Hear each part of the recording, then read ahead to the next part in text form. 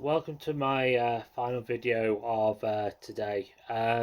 What I'm giving you is an update on what's going on with the migration crisis in the UK, because obviously it is hitting a ridiculous high in the UK, because obviously on your typical calm day in the UK we can have up to 400 odd migrants crossing the channel in their dinghies coming across from Calais over to Kent, Dover, which is ridiculous. We shouldn't be having that many.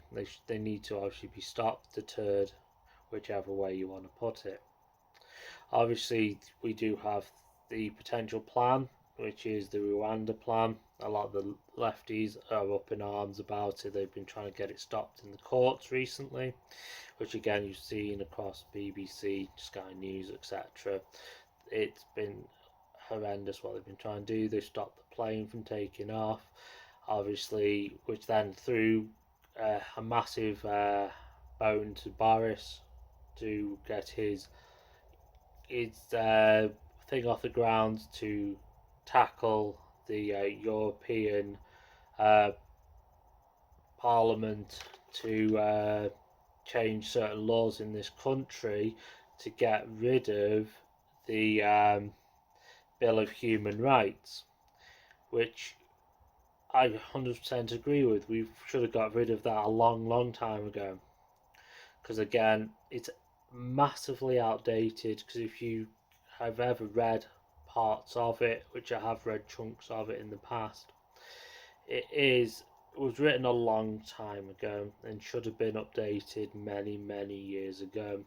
Because the European Bill of Human Rights, the way it covers it protects people in certain ways. I understand the way it does, but we should be able to adapt it to protect ourselves against people we don't want in our country.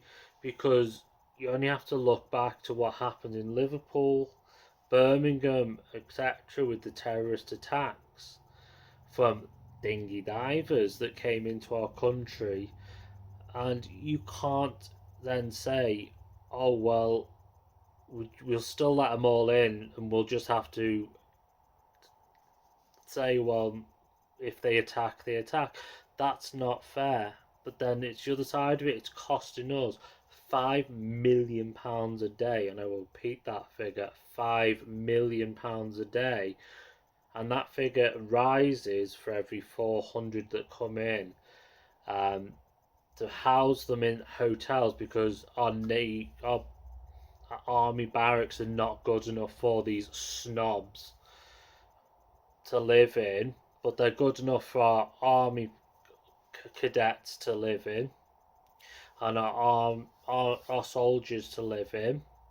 Which again, I'm sorry, if they're not good enough for them, they're not good enough for our soldiers. And I'm sorry, our soldiers deserve better than an immigrant who doesn't even deserve to be in our country, because we've got much more things to spend the money on than them. They can go back to France, where is a safe country, because they've passed through God knows how many safe countries before they get to us. Because yeah, if they come from Syria or wherever they've come from, you think of how many safe countries they've passed through to get to us. That's what you've got to think of. And before you start hating on me, lefties, you've got to think France is a safe country where they just left from.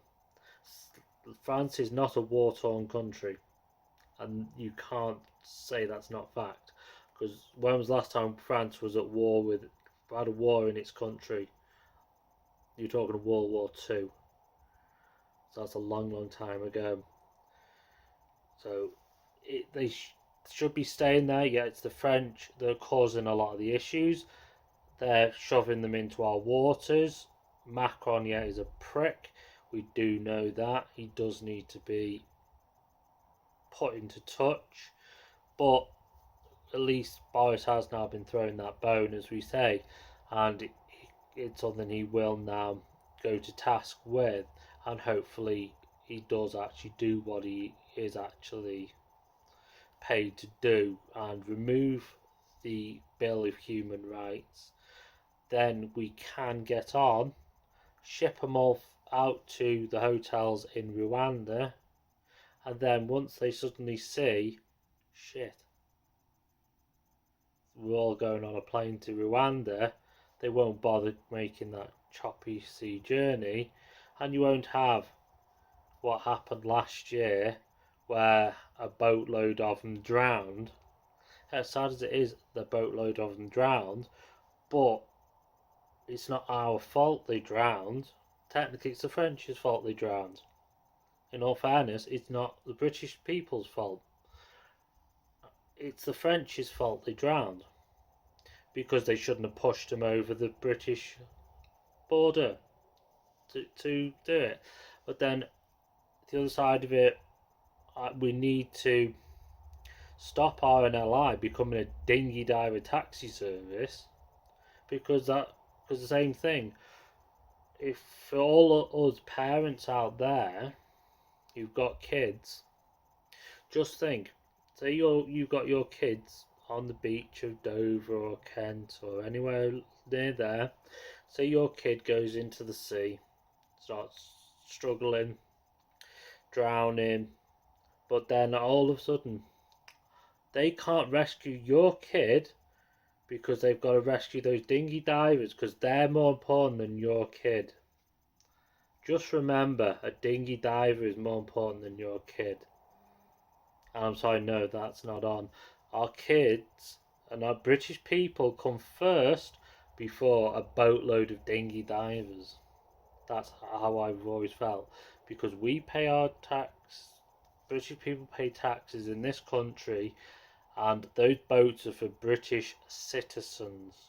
Those people are not British citizens, nor will they ever be.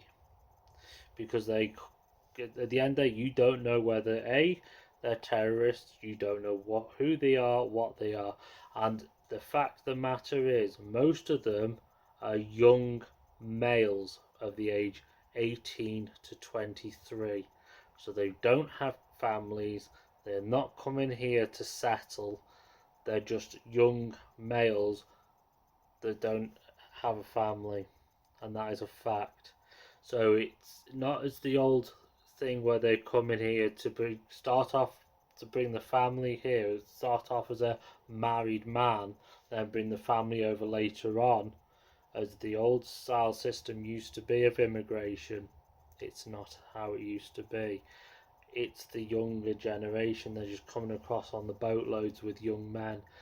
That's what I don't feel comfortable with it because you don't know whether they're then going to strap a bomb to their chest, like happened in Liverpool. And that brilliant cabbie obviously trapped him in the cab. He blew the cab up, obviously, and didn't end up harming many. It didn't harm anyone else, but just think that could end up harming a lot of other people if it goes further, because it could be hundreds of others. But you think they're in the Ritz, they're in hundreds of other hotels that we could be using for holidays in the summer and throughout the year. But no, we can't use these hotels because they're full of the dinghy divers because we can't put them anywhere else. But technically we should just have shipped them back day one. But no, the lefties kick off at that. My initial action would be just use our navy and shove the boats back into the French water. But people kick off at that, saying, "Oh, that's wrong. We should just take him in." But I understand taking Ukraine refugees for the time being because they've all agreed. Obviously, once obviously things are better in Ukraine, they will obviously go back home. That's fine. But all these others are just coming over here for a free life to live on our benefit system, this, that, and the other. No, that's not on. But then you've got the side of the media that's all soppy and won't always cover this side of things. Obviously, it's us on like the YouTube that has to break this side of the story down, because there's some couple of us YouTubers out there that will give you the real story, and we will try and get that out to you. We want the truth and nothing but the truth to you guys. That's what we do as a thing. We don't want anything out there but the truth. Whereas actually BBC give you nothing but lies. Sky News do the same. They give you mamby-pamby news. I always like to GB News tries its best to do what it can, but it's only governed by Ofcom, so it can only do little bits. I understand that. It's got a couple of good reporters on it, so I do trust a bit more by GB News, but it still can only say certain bits.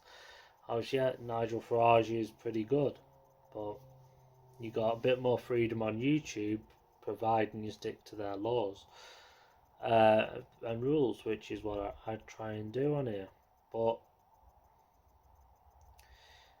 I'll leave it there for now. I will be back with more updates soon, but thanks for listening. Remember to hit that like and subscribe, and I'll hit you up more videos soon. Thank you. Bye bye.